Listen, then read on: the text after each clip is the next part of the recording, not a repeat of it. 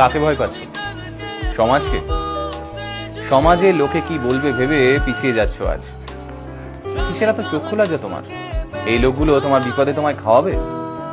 কেন ভয় পাচ্ছ চায়ের দোকান দিতে? শাড়ি গয়না বিক্রি করার কথা ভেবেও কেন পিছিয়ে যাচ্ছ? এটা হলো আমাদের মধ্যবিত্তদের সমস্যা।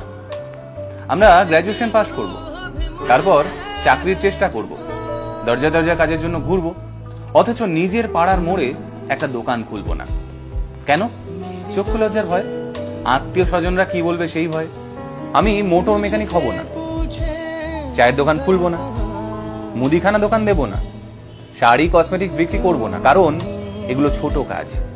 আরে ভাই, কোনটা ছোট কাজ কোনটা বড় কাজ এগুলো কে ঠিক করছে বলো তো? ছেলে হলেই তাকে ডাক্তার কিংবা ইঞ্জিনিয়ার বানাতে হবে, মেয়ে হলেই তাকে নার্স, টিচার কিংবা কর্পোরেট সেক্টরে চাকরি করতে হবে। এর বাইরে কোনো কাজ নেই।